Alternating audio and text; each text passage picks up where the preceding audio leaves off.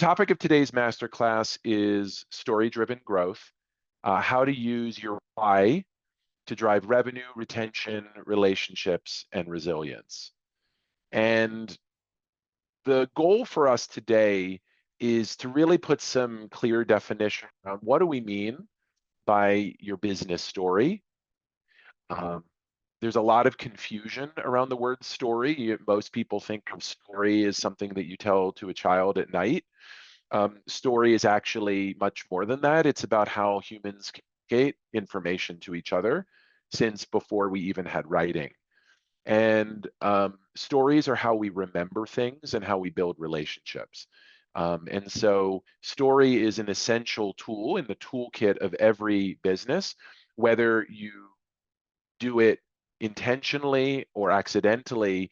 You would not stay in business if you were not good at building relationships through story and purpose. So we're going to talk about what do we mean by story, and then how, what are the dimensions in which story operates inside of a business. We're going to also talk about, mostly BizHack is known for helping with marketing, lead generation, and customer acquisition. But one of the things that has become clear to me, and that will be part of the book that I'm writing, is that the story of your business, why you do what you do and why it matters, is as important for internal culture, hiring and retaining your team, as it is for acquiring new customers and building relationships with stakeholders that aren't inside of your company. So we want to make sure to acknowledge and talk about that, and that'll be part of what we talk about today. And then finally, I hope you come away from today pretty convinced that story-driven businesses grow faster. The data definitely supports that. Jim Collins wrote a book, Good to Great, and while he calls them vision-driven companies or visionary companies, that's the same idea. A visionary company is a story-driven company, and they vastly, vastly outperform the stock market and their competitors. And there's just so many reasons to leverage your story as a growth driver, and we're going to talk about those today.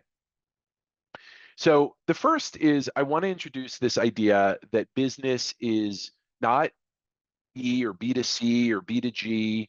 It's not business to consumer or business to business or business to government. It's H, human to human. And yeah, of business being about human to human connection and interaction and commerce is, I think, beautifully captured, and the role that story plays in that beautifully captured this quote by Patty Digg: "The shortest distance between two people is a story." The shortest distance between two people is a story. So what does that mean? I'd actually love for somebody who feels compelled to just come off mute and share with me, in the context of business, what does that mean to you? What does the shortest distance between two people is a story mean in the context of business? When you can identify, hi there, this is Amanda Nicole. I'm off screen. I'm a little bit. When you can identify with somebody and their experience. In what context? Like, who's the somebody? Is this an employee, a sales prospect, a customer? Who are we talking about? Oh, I'm talking about perhaps the story behind the brand. Mm-hmm. My company is Jewelry One of a Kind. We're a mission-based brand, and we support women that are domestic violence survivors and food insecure, and that's my story. So I'm thrilled. Congratulations on your book. But perhaps people identify with that when they hear my story. But when I hear the shortest distance between two people is a story, when I identify with somebody or have empathy with them, whether it's a brand or whether it's her personal experience, that's when I feel copacetic or have, that's what I thought of when I heard the quote. Yeah. So, Amanda, you said food insecurity. What was the other? Domestic violence survivors. Domestic. And you said that these are aligned with your own personal experience? Yes, that is my story. So now I Yeah. employ that have that experience as well. Yeah, talk about this idea of employing your story. You're a story-driven business. Yes. You have this personal experience, wrenching, traumatic, awful, that you have turned into the driver of a business to make sure that no one, ideally, experiences the hell that you've gone through. Is that about right? A little bit. I mean, everyone experiences the people that have experienced it usually have a financial, emotional, spiritual devastation. So I'm employing women to be able to get out of that.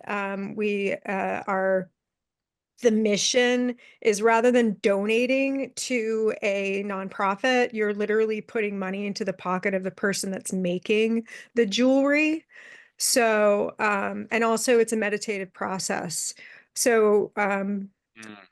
yeah, The um, making of the jewelry itself is healing. yes, yes, I absolutely. understand. Yeah, so what I love about this, guys, is y'all heard of Tom's shoes, right? Tom's shoes, buy a pair, give a pair. And what Tom was a pioneer in this sort of story-driven business area, and then they just got a million copycats, where it's like I can't tell you how many pitches I've heard of startups where it's sort of buy one, give one, and whereas with Tom's it was authentic and original, it's become just marketing bullshit and a trope and everybody's like, hey, we need some kind of nod to the Gen Z woke people. Let's throw in a buy one give one, or let's 1% of proceeds go to a nonprofit, and it's not authentic, it's not real, and it for me it just is annoying as hell. I mean, it's better than them not doing it, but I know it's just a marketing gimmick, up by somebody in a boardroom, not coming from the heart. What's different about this, what Amanda is describing, is this is something that is deeply rooted in personal experience and personal pain and personal mission and personal values. And so she's building this business to employ people to make jewelry who've been through similar experiences to her, because it heals them both financially and mentally, but it also becomes like marketing, a rallying cry, a reason to buy, a differentiator from any other piece of jewelry you might otherwise buy. So what she's doing is it's an authentic and heart-led thing, but she's leveraging it for marketing. Is that accurate, Amanda? Yes, it is. Thank you very much, Dan. Well put. So that's what we mean by the shortest distance between two people is a story. First of all, you can just imagine the recruiting interviews for Amanda when she's hiring a jewelry maker, right? Like you can just imagine the tears and the love and the hugs and the affection and the sense of mission and the gratitude. I can just like feel that just by the way she talks about it. You can imagine the feeling of walking into her fabrication space or wherever the jewelry is made, and just the type of people that you'll find there, right? Just with like a few words, like you like I could completely feel that. And then secondly, we have a lot of choices about how we spend our money, and golly, this particular story of survival and resilience resonates with you, and you have a choice about where to buy your jewelry. I mean, as long as the jewelry looks good and appeals to your taste, and that's a really important caveat, like a purpose-driven story is never enough on its own if the product or service isn't good, right? But the choice between a beautiful piece of jewelry that Amanda's company made and a beautiful jewelry that has no story behind it, you'll pick Amanda's company, even if it's a little more expensive. And that is the untapped opportunity that so few small businesses are good at, and that I just feel mission driven to share with the world. Um, so before we go on to describing how to like harness the story, any questions, feel free to pop off mute or ask them in the chat. Yeah, real quick, actually. David Lackey Thanks. here, Gold Coast Railroad Museum. Right, I really appreciated hearing all that out. My experience has been also with moving companies before coming into the nonprofit space, and while now it's very a story-driven business. Previously, the only story that they want to give us is 100 years in business, et cetera, this many warehouses, these are my clients. But yeah, I shifted more towards a personal story of, well, these are the people I've done work for. These are I go from as big as, it could be to as small as it could be. And so I guess my question is human to human, I really appreciate that. But some businesses that are so, cut and dry, what do you advise? How does that play into that? Yeah, I love this question, David, because it's like really tees me up for the next section of my presentation. Okay. By the way, I'm going to give you a little story hack, which is what will happen is when you're in the early days of building a presentation, I strongly encourage you to take questions in real time rather than to wait until the end. Why? Because the questions that people have at the end of a presentation are the questions resulting from the end of the presentation. What if they have questions along the way? Now, the more polished a presentation, the fewer questions it should raise. But when you're dealing with like a newer topic, a presentation you haven't given a bunch of times, you want to pause along the way and then invite questions like David's. And then next time you do the presentation, answer his question at that moment without having him ask it. What is you could even say something like, hey, I bet a lot of you are wondering, like, is this approach for me? I get it if I'm making jewelry, but does this make sense if I sell railroad ties, right? And so you can like bake the question into the presentation. And then what's crazy is David would be like, dude, this guy's reading my mind. That's like the experience, and they get so hooked. And then they're like, geez. And then if you do that like 2 times or 3 times, it feels like almost creepy and eerie, like they're in your head because they're like literally as the question is occurring to you, I'm answering it. And that's the benefit of a polished presentation, of course, is multiple runs. You find those things. Great Yeah, point. and the benefit of someone like you speaking up, like it's a gift, honestly, for David and Amanda to be talking to me right now. Like half of you are not paying attention, and like you might as well just hop off. Because like I want you here, I want you present, I need your help to make this presentation even better. But take the time. We have another hour or so together. I promise you, you'll get a lot of value out of it if you pay attention. All right, so let's do this. Let me go ahead and answer your question, David, and thank you again, for asking it. So let me just share my screen. All right.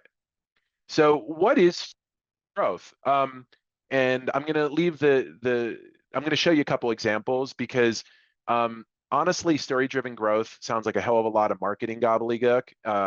I even find people who talk about like brand and storytelling really annoying. So one of the things I want to do is I want to talk about what is driven growth and define it and talk about how it's different than. So first of all, I think one of the best ways to understand story-driven growth is through the definition of a business story. So I have a very particular definition of a business story, and that definition is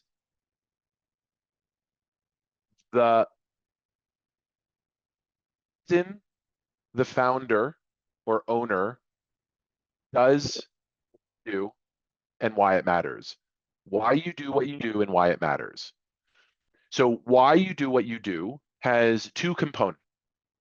It is about how you were raised and the values you were raised with and some of the trauma you experienced that's the why you do what you do. That's like the Simon Sinek why.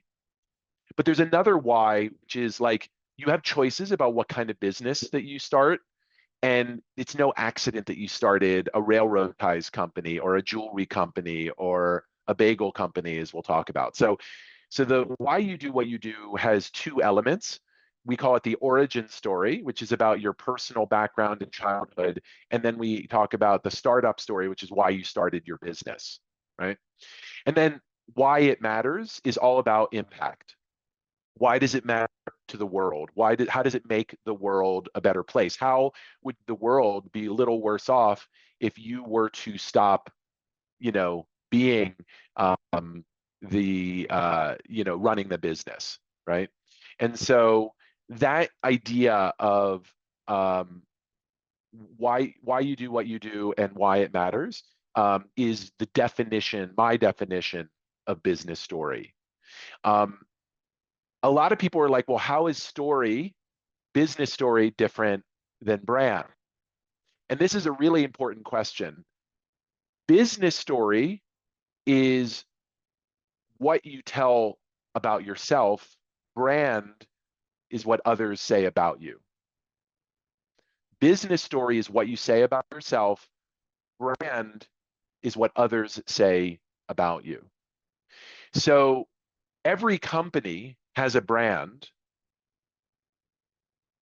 no matter how big or how small. And a lot of times they're not particularly good at defining their own brand. The brand is left to their competitors to define, or people just read your website and come up with certain conclusions, or they visit your store and they come to certain conclusions, and that's your brand. And you can influence your brand by what you say about yourself, and that's your business story. So what I do is I really focus very much on the part of brand that you can control, which is what you say about yourself and your own company. But there's a lot more elements to what people say about you. Those are reviews.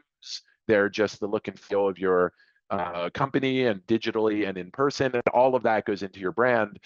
But I think that one of the great untapped opportunities in business is being really intentional about how you talk about yourself, your business story.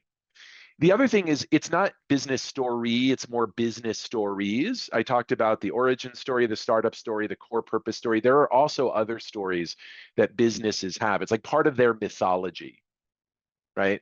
And this is not like an concept. This is actually familiar to every large business. The big five, Amazon and Microsoft and Apple and Google, have startup stories that almost all of us know intimately. It's part of, I think of it as like the Greek mythology of the modern day. Like Elon Musk, take it or leave it, is a Greek god, in the sense that he is capricious and brilliant and vindictive and powerful. And for those of you who read Greek mythology, he sounds absolutely like a Zeus, just sitting there throwing thunderbolts, having babies with lots of different women. It's like absolutely straight out of Greek mythology. But it's not just him, it's Jeff Bezos, it's Steve Jobs, it's Mark Zuckerberg. They're all like different people sitting on Mount Olympus ruling the world. We all know their stories like we used to mythology. It's incredible. Like, just think of any founder. And then you have this like new god who shows up, Jensen Huang, the founder of NVIDIA.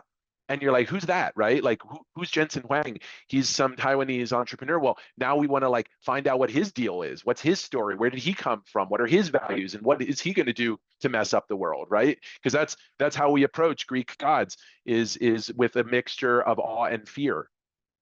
None of the things I'm saying are actually foreign to you. These are the tools that once small businesses used very intentionally to build. What is the number one trope in Silicon Valley? Start in a garage. You started in a garage. It's like the mythology. And, that's how Microsoft started. That's how Apple started. Did they actually start in a garage? Probably not. But like, you will see that kind of started in a garage idea. Like, what about all those early videos of Jeff Bezos giving a tour of the crappy office of Amazon when they started selling? Like, same idea. It's the same mythology, that they're the same trope. And it is literally no accident that these stories are so embedded in our brains. Like, they have entire departments of people whose job it is to make sure that happens. And then to control the narrative as it kind of starts to go askew, because Greek gods act out, and you gotta like manage that. So this idea of stories is part of the essence of business, and you all know it, and then yet you don't do it for your own company. The good news is when you're really little, you get to define your story. No one else is going to do it for you, except maybe your competitors, and it'll be a negative one. Oh, they're really too small. You won't want to worry about them. They don't have the resources to help you. But you can make yourself look bigger by telling a story, and you can build a lot of business by telling your story. This story is the foundation of everything. It's the foundation of your business. It's also all of your communications. And we'll talk about that in a second in terms of who are the recipients or the stakeholders in these communications. The foundation of all of it is story, why you do what you do and why it matters. And when you think about this from a strategic perspective, there's a couple options that you have about lead generation if you're a small business. And the first is to pay for leads. The second is to borrow credibility by getting referrals. Another is to advertise. Like, you have a lot of options, and most small businesses don't have the resources to pay for leads. They get a lot of referrals, but there's a limited amount, and their growth kind of caps after a while. And advertising is also really expensive. So you can either buy business, you can get business organically through referrals, which is a really powerful but slow process, or you can tell your story and accelerate that whole process. So for me, it is a very powerful technique for helping to accelerate small business growth, really resource constrained, because telling your story is not an expensive thing to do. So I want to show you a couple examples of businesses, and this is now getting to the question that David asked of what are some story-driven businesses? Well, I'm going to show you now an example of a purpose-driven bagel company. Okay? Bagel company. They're called The Greater Need. There's a pun in their name, need dough, and then NEED, The Greater Need. And they are a gluten-free bagel company. And you can go to thegreaterneed.com if you want to check them out. You can see that they talk about our story really prominently up here. Even when you just scroll down, they're talking about, first of all, what are they call themselves part of a free from, a 9-allergen free. So they're positioning themselves as part of a movement in food called the free from movement. And then you can also see that right up front, right at the top, they're certified women owned. So they're also a women owned business. Then right after, they tell you a couple about their products, a little bit about shipping, and then go straight into their story. Growing up every Sunday, our kitchen was a shrine to bagels. Everything bagels was whitefish salad. Everything bagels with white shit salad was my jam. When my sister and grandfather were diagnosed with celiac disease, I saw how much they struggled to find food and how much they craved their favorites. I set out on a mission to change that, to help connect people every that they've been missing and make mealtime family time again. Founder Michelle Cogno, The Greater Need. By the way, I've never met Michelle. I've only visited her website. I've never even eaten her bagels. She's out of Philadelphia. I'm not gluten-free, so that doesn't appeal to me. But this, when my sister and grandfather were diagnosed with celiac disease, is classic story of me, right? So this idea of family gatherings and eating bagels, and then some people couldn't eat the bagels we liked, that's called story. The story of us is connecting your personal story, the need. I set out on a mission to change that, not just for sister and grandfather, but people everywhere with the foods they've been missing. Okay? So that's classic, beautiful, structured storytelling around story of being told of us. It's happening in a really prominent way. Even Baked with Love, every one of our employees is dedicated to our cause, which means each product is baked with love from our family to yours, right? Purpose-driven, employee-driven narrative. You can kind of get a feel for what work there. Talk about commitment to allergy-free foods. And then they talk about all the things it doesn't have inside. There's testimonials, how we smear with love. So there's a little bit of humor. There's also kind of a lightness to the presentation here. and then they call themselves a community. And when you go into our story, it gets really personal around there's Michelle and her mission, how it all began. This is the story. Actually, this is the origin story. Her passion for baking began at 8 years old. What makes us great? And then social impact. This is core purpose, problem, solution. And then there's the team, chief bagelologist. You know, you can tell they don't take themselves that seriously. And then core values, act with integrity, etc. This is a masterclass in story-driven growth. But it's like, here's another one. Here is a purpose-driven toilet paper company. It's called Gives a Crap. Who Gives a Crap USA is a real company, and they do extremely well, and they sell purpose-driven toilet paper products. And 50% of their profits are donated to help everyone gain access to clean water and a toilet. Over $12 million raised to date. Their best sellers, you know, as featured in Wirecutter. Like, who knew that you could buy purpose-driven toilet paper? And what I love about these guys, even more so, you know, in addition to, you know, the bagel, is just such a funny sense of humor. Like, you can't help but chuckle. I actually learned about these guys when I went to a party, and I saw these toilet paper sitting there, and I just laughed and I took a picture of it. And what's cool is on the other side of the who gives a crap is still saying. So one of them is ply it forward instead of pay it forward, like toilet paper plies, ply it forward. An ode to the commode. Another one was, just looking at my pictures that I took. I'm sitting here taking pictures in some stranger's bathroom. A third was, you had us at toilets. So you can see that this is like, you know, small choices make a big difference with us.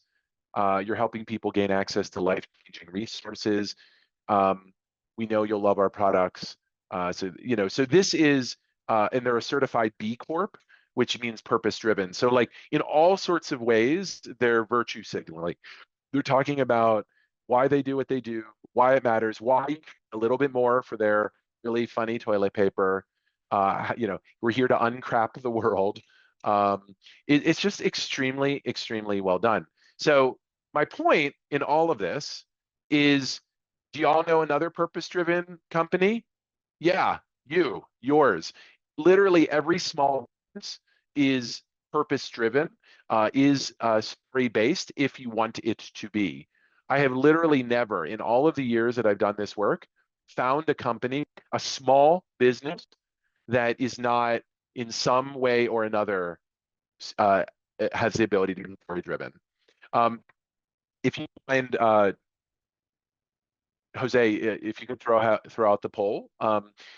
So what I want to do now is I want to do a quick assessment and get a sense of whether you all are story-driven businesses, and then we'll share the results of this once you've answered it. So I'm gonna, while we're taking this, please everybody participate in this. It really would mean a lot to me. It'll make the results a lot more important, a lot more telling, and I go over the results. So the first is asking you, like, do you think storytelling, like, have I convinced you basically that storytelling is an effective strategy for small business growth? This is like storytelling as a growth driver. You know, are you bought into that idea, or would you say nah? Then I would say, I would like you to rank your company or organization on how effective you are at leveraging your story. This can be either your personal story or the core purpose of your company. How effective are you at telling the why you do what you do and why it matters to all your different stakeholders? Just scale 1 to 10. Now, we are going to talk next about the 4 dimensions of business storytelling. The first one is revenue. Revenue is, here it is. Revenue is marketing and sales. It's the stakeholder, the audience is customers, prospects and customers. To what extent are you good at telling why you do what you do and why it matters to your prospects and to your existing clients, right? So that's where most people focus storytelling on. Recruiting and retention is really about hiring. To what extent do you hire aligned with your core values and larger purpose? Do people know why your business exists and what you're trying to accomplish in the world? That's kind of pillar dimension 2. Resilience, relationships is pillar 3. These are about relationships. Sometimes the longest relationships in a business are with their vendors or their referral partners. Those can often outlast employees and clients. So those relationships with and just the community as a whole, that dimension, to what extent do you tell your story to the community and to your partners? And then finally, resilience. This is really telling the story to yourself. How aware are you of your own reasons for doing what you're doing, and how does that help you be more resilient, against the real challenges of running a business? So those are the 4 R's.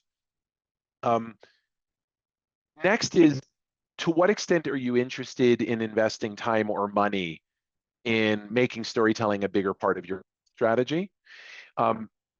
We offer different formats for how we do that training, and we're always interested in hearing, for it's done. Do it yourself, do it for you, do it with you, do it for you. Do it yourself is like coming to a master class and applying it, watching a short recorded course, using one of our AI tools like the virtual biographer. That's like the do it yourself. Kind of self-guided. The do it with you is more of a coaching experience where we kind of walk you through all that stuff and show you how to use it. And then the done for you is where we actually just tell you, like we interview you, tell you what your story is, and give you a roadmap for how to leverage it. The do it yourself takes up the most of your time, the least of your money. The do it for you obviously is very little of your time, but it's more expensive. And the do it with you, the code somewhere in between. And then what is the biggest barrier to investing in story-driven growth? Most of you will say, I do believe storytelling is really valuable. We've interviewed hundreds of businesses, and this is the result we consistently see. Storytelling is valuable, and we're not very good at it. And so with that, look at the poll results. Let's go ahead. We have 56% of you. Let's give it another minute or two, and we'll start to do the results. But here's what I'll tell you. Not surprisingly, more than half of you, and then I'll share the results. So please do fill out the survey, guys. Only about 60% of you have done so far. But what I'm seeing is more than 2/3 of you rank storytelling as an 8, 9, or 10 in terms of effectiveness as a growth driver, with nearly 60% of you giving it a 10 out of 10. But you're all over the place in terms of your effectiveness, with about 2/3 of you rating yourself 5 or lower in how good you are at actually telling your own story. That's the bad news, good news. The bad news is you're not doing a good job with it. The good news is it's relatively, it really just costs you some time and focused attention to get better at this. It's expensive. And so a lot of you are like, how do I generate new leads? This is like an answer to that, is get better to the people who will care about it. That'll help you with recruiting and retention, and that'll definitely help you with revenue. Which dimensions of your business could this help with? You guys could choose multiple ones. Almost all of you, 80%, immediately see revenue opportunities in here. Only about a few see a way to use it for recruiting. Almost 2/3 of you see it for relationships, and about half of you see it for mindset. I'll comment a little bit about this mindset resilience idea. Being in touch with your why, understanding your personal motivation for the business and why you run it and why it matters to you, is one of the key techniques, according to psychologists, for surviving.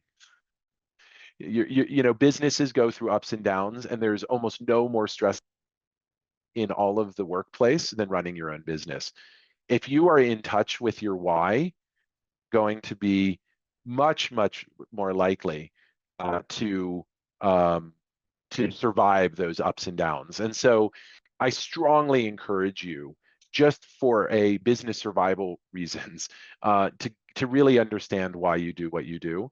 The statistics are that most small businesses fail within 3 years, and I think it's more than 90% fail within 10.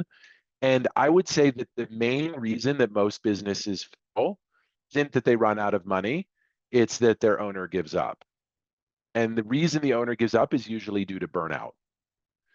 There are these miraculous stories of an owner, with their back against the wall, finding a way through and building success. And even almost every one of those big businesses, the big five, spent years kind of floundering in the wilderness before they really hooked in. I mean, Amazon didn't turn a profit for 20 years. So, how do you sustain yourself through 20 years of losses? Right? That's why, because I'm trying to get something big done. And how do you sustain it? Like, we're all, to an extent, fighting burnout. It's almost inevitable when you're in a small business. So that's why resilience is really important, and the mental health and psychology of running a business is really important, an area that I'm really interested in. And then when you talk about like the different formats of training, more than half of you are interested in the do-it-yourself, which makes a lot of sense. These masterclasses tend to be ended by micro enterprises that are really constrained on money. And so, simple, easy to use tools that allow you to implement this in your business without it taking up a lot of your time or costing you a lot of money is where more than half of you are. I love that. The biggest barrier, not surprisingly, is cost and time. Those are the most precious resources of any small business. And a handful of you have said that you would like to meet with me to kind of talk a little bit about your business story and story-driven growth. Love that, and we'll follow you on that. We have 2/3 of you have participated. I really appreciate it. So we're going to close the poll here now, and we'll share the results. So I want to take a pause now. We talked about yeah. Oh, I'm sorry. Pause now and take questions. I think this is a good moment around the 4 Rs, around storytelling as a growth driver, around confusion, around how you would use it perhaps for your own mindset or to help with recruiting or to drive revenue. I really want to kind of land the plane here and start talking really tactically about how you guys can start using it in your business. So I'll open the floor to questions. Jump on in.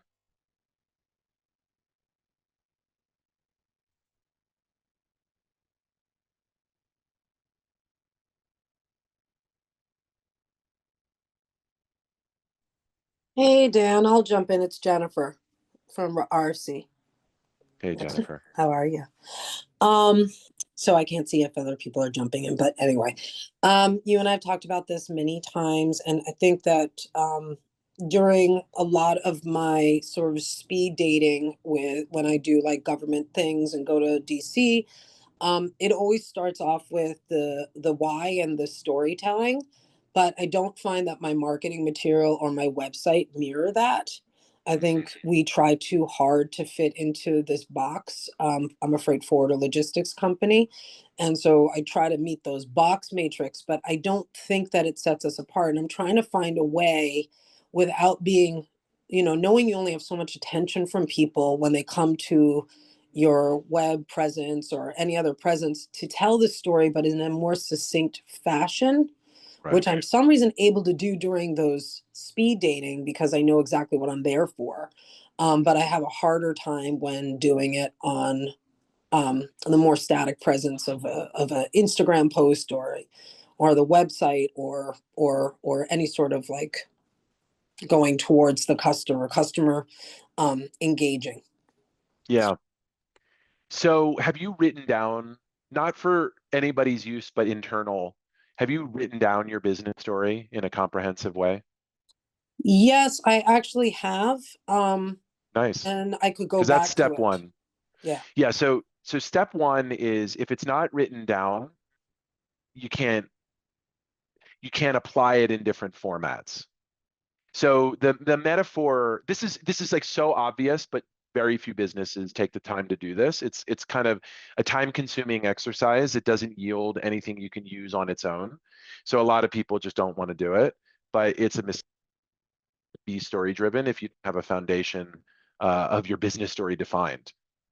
So the metaphor that I use for this is the communications diamond. So think about a diamond and think about the core of that diamond is your business story, but that core of that diamond is not visible. It's interior. It's the hard center. Instagram, LinkedIn, different audiences, different channels, different ways of telling that story to different ends. Those are the facets of the diamond. Same story told differently, or same stories told differently, right? And so step one, Jennifer, is to define your origin story, your startup story, and your core purpose story. Your origin story is the one you're probably missing. Most of you, almost no business does this. Michelle Carfaglano of the Bagel Company talked about being 8 years old. That kind of story, like a story that almost always predates graduating high school. Why is that story important? Because my deep experience doing this with more than 1,000 businesses, and also psychology say that we are embedded and rooted in our childhood experiences, and we're just essentially living them out over the course of our lifetimes. I learned this concept actually in a writing class that I took in college with a writer named John McPhee. And John McPhee has written more than 40 nonfiction books. And he said that 90% of every word he has written over the course of an 8-year writing career, he's almost 100 now, has related to experiences from when he was in camp that his parents ran. John McPhee is really well known for writing about geology and nature and fishing and oranges. And those interests all originated before he graduated from high school. And what's crazy is I'm almost willing to guarantee that the same is true for every single person on this call. Like, there are no accidents in this life, and we are all just like reliving some of the impressions and tropes and traumas from our childhood, sometimes consciously, often not. I was about 4 years into running BizHack before I realized what my origin story was, and I'll share it with you because it actually starts before I was born. So my father's father was a professional soccer player and coach in La Liga, Spain, the world's greatest soccer league. And my mother's father was a 35-year public school physics teacher at Central High School in Philadelphia, the nation's second oldest public high school. And I have a 3-generation legacy of coaching on my dad's side of the family and teaching on my mom's side of the family. And I'm sitting here, I'm running this AI training company, this marketing training company, and I love the teaching and the training and the coaching. And like one day I realized, oh, snap, like I'm like living forward my grandfather's family business. I'm like, literally every time I talk about this, I get chills because like I can feel them looking at me with pride, you know? So it's like why I do what I do. And I didn't even know it. I was like in my 40s when I figured this out. So like, why are you doing this, man? Why are you putting up with this shit? Why are you willing to take the risk? 90% of businesses never make more than $1 million. Making $1 million means roughly a salary of $150,000 if you're lucky, which is less than many of us could make in the private market if we just let someone hire us. And then we get to go home at 5 p.m. and don't have to think about it in the weekends. Like, why are we It's not for the money. And a lot of you say it's for the freedom. It's not for the freedom. You have never been paid less and done more in your life. You are your own worst boss, right, Ken Acer? I see you laughing. Let's be honest. If anyone treated you this way, if it wasn't yourself, you would completely quit. Yeah. Like, right? Like, couldn't you like who the fuck gets to bother you on vacation? Only you get to bother yourself on vacation, right? Because you're the owner of the company. Yeah. Yeah. So, if people say, who do you work for? I say, I work for the man, and man, he is a jerk. He is tough. But what about Dan? I help other companies grow. So what if that company doesn't have an individual, a founder, like it's a team, or maybe it's an older company that got acquired by this other Yeah. company? And so how do you get an origin story for a group of people? Yeah, that is such a wonderful question, Ken. A whole chapter in the book dedicated to what I call special cases. Um, so first and foremost, most founder-led businesses are not telling their story. So that represents most businesses. So get that story down. Now, that story, first of all, even when you're still the founder running it, will evolve. Y'all like that story of my grandparents, right? Well, I was 4 years in before I even knew to tell it. The story that I had been telling was about being fired from NPR and needing to reinvent myself and wanting to reinvent myself as a marketer, a business storyteller, and then realizing that I needed to learn how to do marketing and there was no academy to teach me how to do it. So I started BizHack to do it to solve my own problem. That was the origin. That's the startup story. I got fired and I created a business to solve my own problem that a lot of other business owners market mid-career people have, which is they don't know how to market in the digital and AI powered world. But that's also a story I tell, but it's a story of trauma, it's a story of pain, and it's a story of loss, and it's a story of me being fueled by negative forces. Like I wanted to that I was worth it and I needed to make money and yada yada. But after a while, that story just started feeling less vital and less true. Like BizHack was coming, it was like an act of love, but I'm talking about the worst moment in my professional life as the reason it was founded. It's like it just felt out of joint. And I also emotionally just started to feel like that's not actually true emotionally anymore. I'm over the getting fired part. I'm in some ways glad it happened because it set me on this new path. There was a great piece of advice I got. I said, I'm a Pulitzer Prize winning journalist working at NPR, on my way, having this like gold-plated career. I loved the path I was on. And they said, you mean the rut you were in? And that hit me like a pound of bricks. Every path is a rut. And nothing but getting fired would have got me out of that rut. Then when I got out of that rut, I spent almost 5 years in the wilderness trying to figure out the heck I was going to do next. And I eventually found my way to marketing and then marketing training and then running my own business and BizHack Academy. And the business of building a business and helping others build theirs became that new path that I now follow with such passion. And this book is really important to me because it's like bringing together part one and part two of my lives. I call it like my two professional loves, my professional love of true storytelling and my professional love of building businesses. And just over time, I got to realize, oh my God, these are really just one and the same. Like building business through story. Let's do this, right? And that's like the last chapter of my life will be about this. I'm just very sure of it. It's been a lifelong passion of mine. Like journalists only know how to take it so far. Like we only know how to tell the story, not how to use it. And then the marketers often are just like doing other things besides telling story. They seem to forget that business is done between two human beings.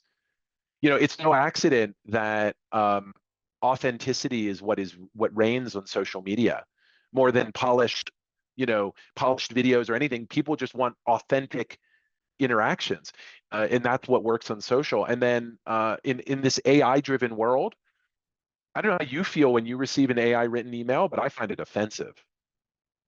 And so AI is used well or badly. If it's used well, it'll actually make you more human because it'll allow you to unlock the potential of your story. So to kind of go directly back to the two questions, Jennifer asked, how do I do this? Well, first is you write down the story comprehensively, the three elements, right?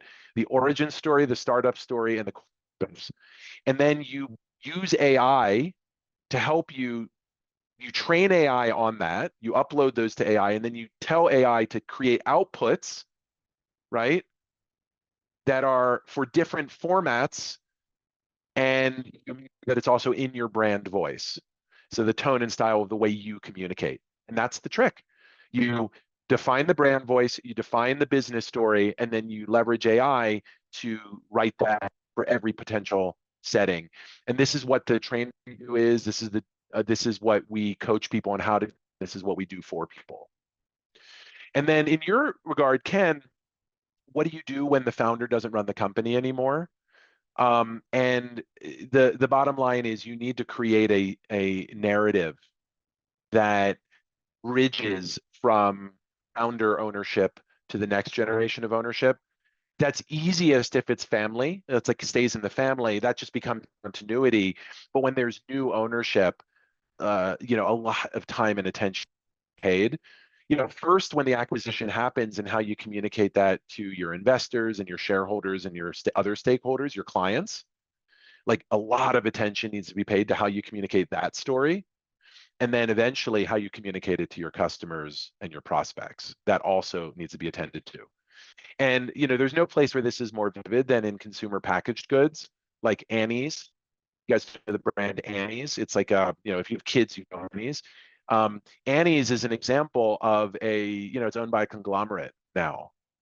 And Annie went from being a human being to a brand like Aunt Jemima, right? And so now they're not managing a human being doing things, they're managing an avatar of a human being called Annie that is now a brand, right? And that's like the transition there. And I am sure that's not the space I play in as much. I play more in the small business space that's hoping to sell to the conglomerate. But I can tell you that the asset of Annie's and Annie herself was a critical part of why that company was purchased. And if you look at the messaging, even today when it's conglomerate owned, Annie is still front and center, the person and her story. The way this is, I want you to imagine for a second that you are at Total Wine. And you walk in and, they're short-staffed and the person's at the counter and you need to pick a wine for dinner. And you look at this wall of wine and you know enough to know that, we're having meat, so let's get a nice Cabernet. And I know price range is, it's between this and this. And I like California varietals. So let's do a California Cabernet between $15 and $30. And so you get to that section and there are literally 50 options. Well, the first thing you do, right, you can't taste it. There's nobody to ask. So you're like on the decision. The first thing you do, right, is you look at the bottles and you look at the logo and the branding and just the very little bit of messaging on the front, the name. Maybe you see Snoop Dogg and you're like, okay, I'm gonna Snoop Dogg wine, the 19 Crimes brand, or and then what is the next thing you do? Let's say you get it down to 3. What is the next thing you do, Ken? Right? You just turn it to the back and you read the label. And what are you reading on the label? You're not reading calorie count. You're not reading ingredient list. You're reading that little blurb of text that tells you about the wine. And there are 3 types of blurbs of text. There's the what. This wine was from the mountains of Sonoma, under the shade of 1,000-year-old oak, and uses a blend of Cabernet grapes originally sourced in France. That's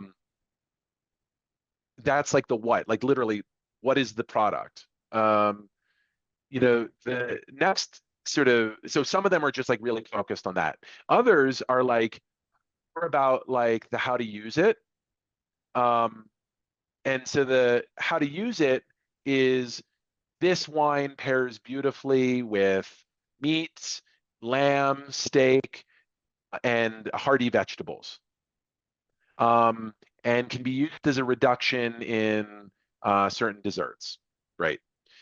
Although I doubt any winemaker would ever say that. And then that's the like how to use it, right? And then there's the why. This wine was handcrafted by a third generation vintner whose ancestry is from a small town in Italy, and who learned from his grandfather the secrets to winemaking, and brings you forward a 3-generational legacy of winemaking. Doesn't say anything about the grape, doesn't say anything about where, doesn't say anything about the what of it, and it doesn't even tell you how to use it. I know for me, I'm a sucker for that story. And if I had to pick between those three, I'd pick the third. And the truth is, there are some people who are much more what buyers or how buyers, and that's fine. They're not your people. That's the way I feel about it. Like, good marketing be very divisive. Marketing should say either you're in Team Dan or you're completely anti-Dan. Like, good marketing cannot be universally available. Like, I see some of you, Rebecca and Amanda, and Elena's asking how I got fired. I'll tell you in a sec. I mean, the short answer, Elena, is I was an asshole. I was a hubristic, cocky, young gun. The year that I was fired from the local NPR station, my team won more than 70 national awards. And I just misread the situation. It was a loyalty-based culture, and I was a performance-based dude. And I just tell one story and people get it. So when I would meet with my boss, oftentimes he would be out of the office temporarily to go to the bathroom. And so there's his empty chair and then my seat.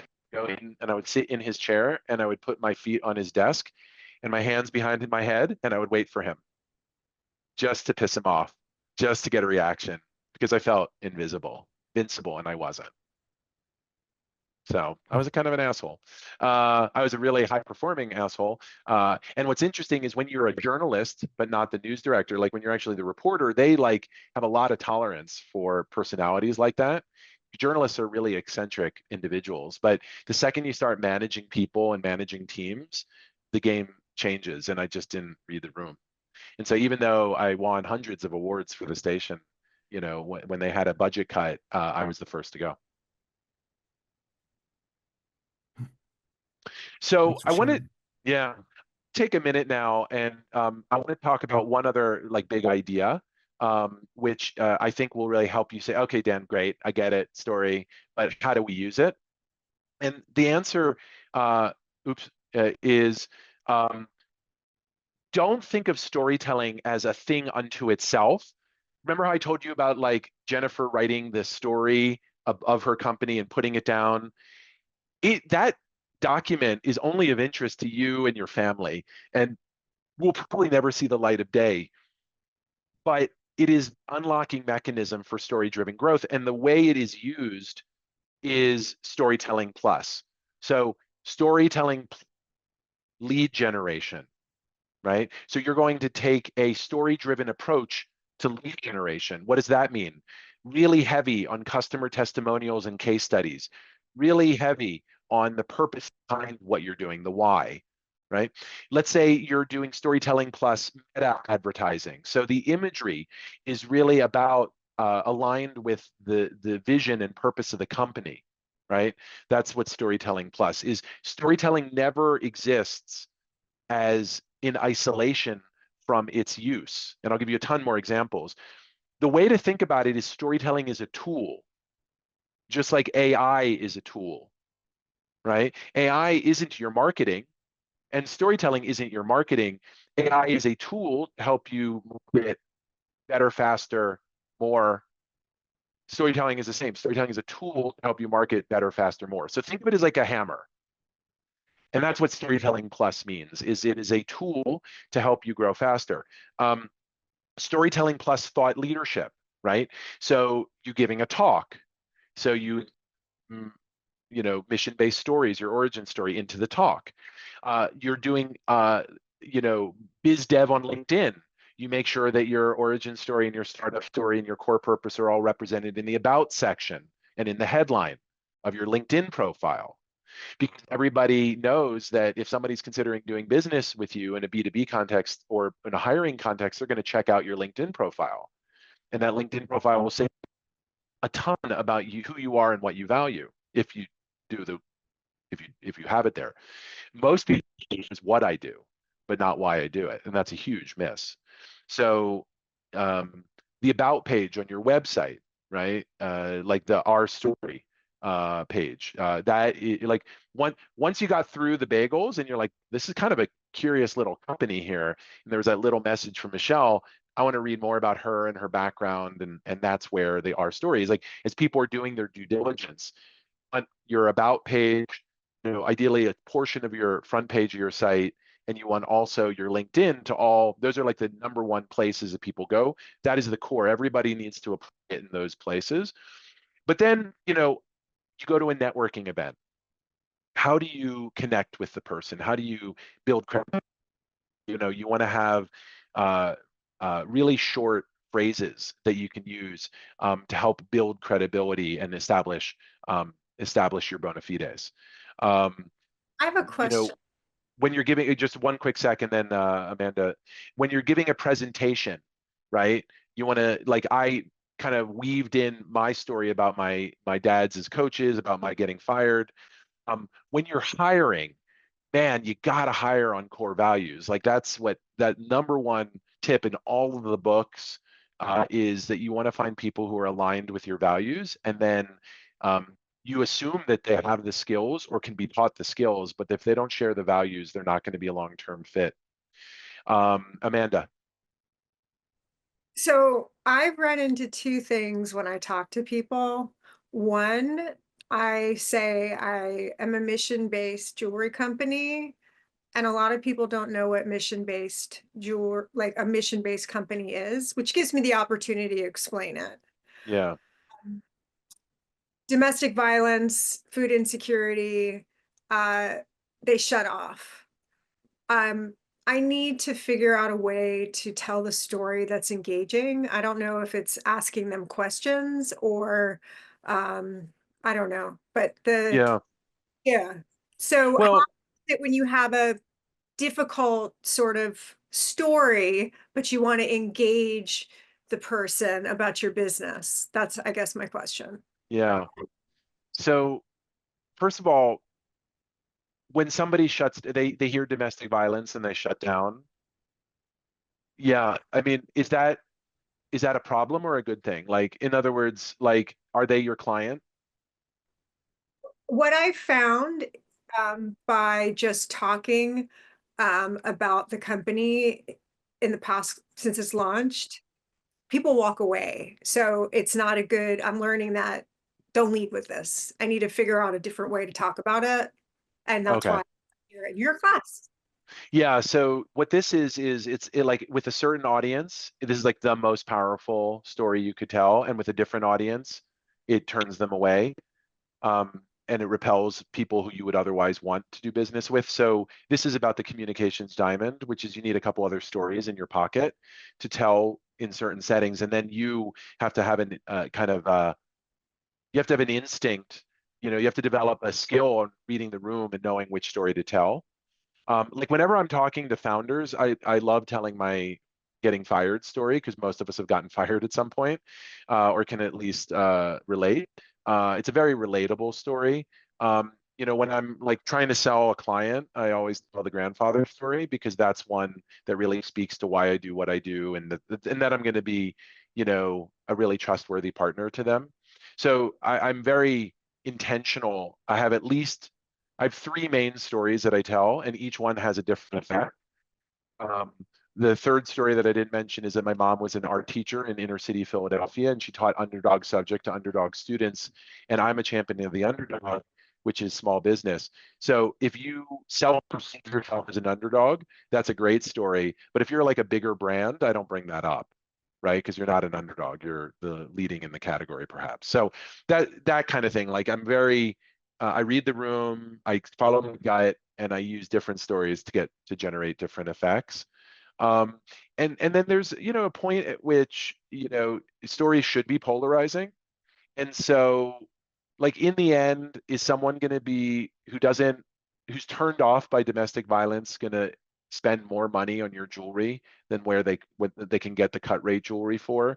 Probably not, and maybe they're not your customer. So like you do just have to accept at a certain point that if they read your website, they're going to be turned off by it. And I see that as a great thing. I think that it's just clarifying. Just don't get in front of those audiences. They're not your people. Jennifer, I see your hand is up. Thank you. You're I welcome. actually was going to answer to the question that was just to the statement that was just Go for it. Basically, what you said is kind of what I did as well, which is, you know, one of the things that was said to me recently is to be interesting, you need to be interested. And so when you're meeting with certain people and your goal, especially as your core value, doesn't relate to them, well then yeah, like you just said, Dan, like that maybe that's not the right customer for you.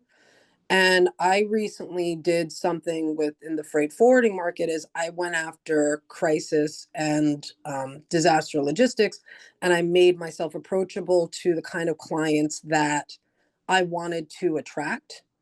And then they're the ones who write my testimonials and are writing them now for me, that relate to my future core value of the company or the current core value of the company, which is to be in that side of the business, which means like if you come to me with, you know, a business that I used to have, which was more military and defense based, I'm actually not that interested anymore. I'm really only working with clients who are in aid and crisis. And so, you know, that's the beauty of, I guess, being a small business is we get to kind of decide where we want to be. Yeah, you know, it's funny when it comes down to it, and I didn't get to this point, but I was kind of getting there with Ken Acer is um, we say we started our business because we wanted to make a lot of money, and then we've never worked harder and made less. We say we started our business because we wanted control over our schedule, and we find ourselves working all the time. The one thing we do genuinely have control over as a business is who we choose to hire and do business with. And for any of us who've had the liberation of firing a bad client, or for that matter, a bad employee, which is usually a little harder to do, but I remember I fired my first client. I said, like, look, we are not taking your money. Your money is not good here. You're not aligned with our values. You don't treat our people the way they deserve to be treated, and we are not going to do business with you. It was one of the most liberating and empowering moments of my business career. So that's the one, honestly, the only thing you get is a little bit of control. You can, you know, take off in the middle of the day and not have to ask for permission as well. That's a nice thing too. But in the end, mostly small business ownership is working harder and making less than if you just got a job. Plus it being way, way more stressful. I did want to bring up something that Ken said. He said, Amanda, maybe tell the food side of the same story. Instead of food insecurity, talk about hunger relief. Instead of domestic violence, talk about intrafamily safety or just safety in general.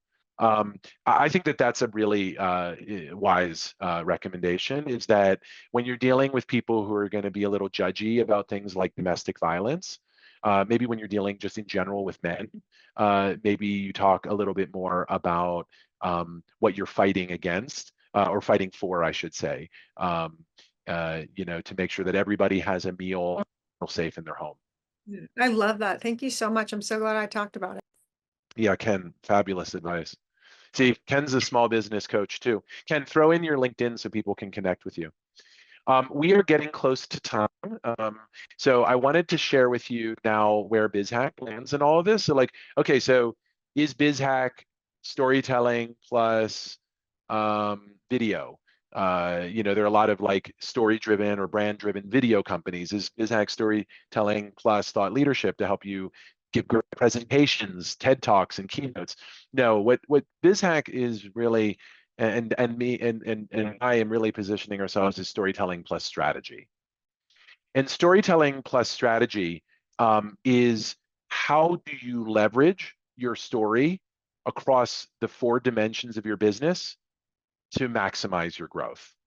And that is a strategic question. And we're positioning ourselves as the best people in the world at defining storytelling plus strategy, defining a story-driven growth strategy, and then helping you figure out a roadmap for execution. And that roadmap for execution has 3 paths. The do it yourself path. We're building AI tools like the virtual biographer, and we're building little mini courses that you can take and little guidebooks. The do it with you, which is more of a coach you on how to do it, guide you on how to do it. And then the done for you, which is more of a consulting, where we actually take care of the work and help connect you with people who can help you execute against the strategy. So that is what BizHack is doing and the business that we have built. And so as a thank you, I know many of you have indicated an interest in speaking with me. As a thank you, I would love to give 20 minutes of my time for anyone here. Just jump on this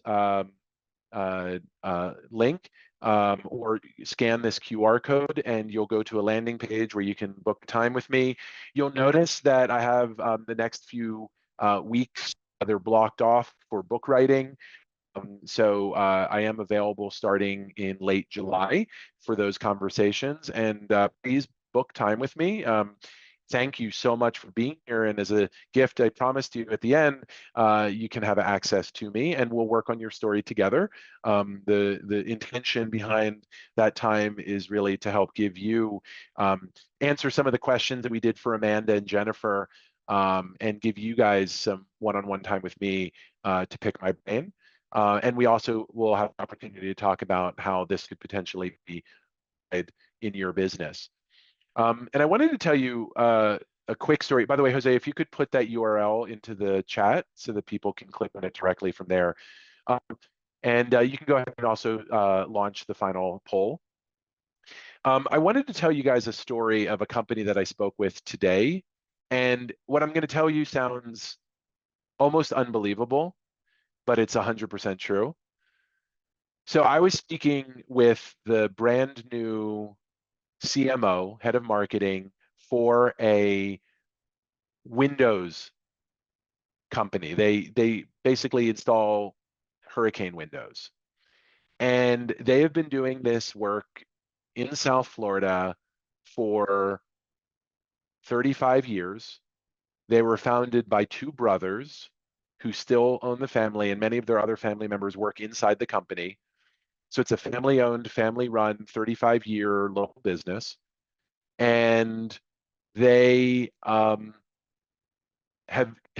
have grown to $20 million a year in revenue with no marketing, literally no marketing. They've done it purely through just slow build, word of mouth referrals, and in networking in the community. And both of the brothers are like very, very prominent in the community, donate a ton of money to different causes, you know, are leaders in their community. And they just were stuck. They've been stuck for several years, and they finally realized, like, this playbook of, you know, being menches and doing networking and getting referrals has kind of reached its limit. We need to start selling to strangers. And how are we going to do that? And they started by saying, well, let's hire a full-time, you know, most companies don't have the budget for this. They hired a $250,000 a year CMO to run the marketing. And I happen to know the CMO, and she called me because, you know, I do a lot of work with home services. And she said, you know, I need, like, we are starting from scratch. Can you just take a quick look and tell me what you see? And so I will give you one guess. Ken, you can give me the number. How many times are the owners mentioned by name on the website? 0, correct. How many times are the owners referred to on the website? Once. In one of the Q&As, they say the owner personally inspects every job. That is like literally the only time those brothers are mentioned. What a missed opportunity. What a missed opportunity. There's no way a Me Too Windows business would have survived for 35 years and grown to $20 million if those brothers were not awesome human beings. There's just no way. Nobody would have stayed there, and you know, they have 10-year plus employees. Nobody would do business with them. They would have failed. It is a precondition of success that they are a purpose-driven business, and yet they did not even talk about that at all on their website. The biggest low-hanging fruit imaginable. And with, you know, we're going to work with this business, we're going to tell that story, and then with the right technology stack and the right sales support and the right targeting, they're going to grow to a $50 million a year business in a few years. I just don't see anything stopping them. So if they can get to $20 million through white knuckling efforts of just like doing it the slow, hard way, this is a shortcut to success. And this is not only what I want for them, but what I really want for you as well. So thank you guys, you know, for the time, for the attention, for the great questions. You guys have been amazing. I wanted to hear from one or two people who have not spoken. I would love to hear like Aida or Jose or even Nick, Jacqueline. You guys have been so attentive to this. What is an aha that came for you? Something that you realized? Aida? Something that I realized that to be real can makes you to connect with the world. Like if you show your own story in a humble way that show you from where you came from, that probably makes you to connect with more. It's gonna be more scope your story and can uh, achieve more um, can reach out more people. Yeah, it's beautifully said. It goes back to that line I said at the beginning, that is the shortest distance between two people is a story. Thank you so much. Nick. Hey, Dan. Great Hey, buddy. presentation as always. Great subject matter. And I had a couple of great conversations with Dan the last month or so. Um, and I've been in business for it's gonna be 29 years this year as a design marketing agency. And I never really thought about or kind of considered what was my story? How did I start this path, 29 years ago? So I started kind of going back to like where was the initial inspiration, and it's really it's amazing. You forget it after so many years, but everybody has a great story to tell. Like, how did I end up in design? I started watching my grandfather paint the house, and I picked up the paintbrush. And how did I get into business? I started selling sunglasses in high school, so there is a great story when you think about it. And I think it's a missed opportunity when you don't think about it. Now, I have not integrated any of that yet into, my marketing, which I will be doing. And then you start to connect with people that are blue collar designers, people that relate to, your story in one way, shape, or form. And I seem to do connect with a lot of family owned businesses. I'm working on a 100-year-old coffee table book right now and kind of going back to their story about the 1800s, first generation Russian Jewish immigrants that came to this country and started in a garment district. So it's really interesting, and people I do love that. connect, yeah, with those stories. So I did jot down, and I have a couple of page document of my origins. I just need to now integrate it into my marketing and into my messaging and how I talk to others about what I do and where I came from. Yeah, it's the hardest thing in the world to do before AI, and AI has made it so much easier. Yeah. It's like you had to like remind yourself to tell people why you do what you do, and now AI can just do it for you. It's an incredible unlocking mechanism. I honestly am not sure I would have tried to like build out this growth opportunity around story-driven growth without AI as a tool to unlock it, because it is such a powerful tool to unlock storytelling. We have time for more aha. Is there anyone else who has not spoken who would love to jump in? Love to hear from you. Dan, I did have a question. Yeah, James. Good to see you, by the Um, way. Good to see you. What about stories about client success stories? Yeah, Or stories about client problems, right? And how they can handle them. Does that work as well?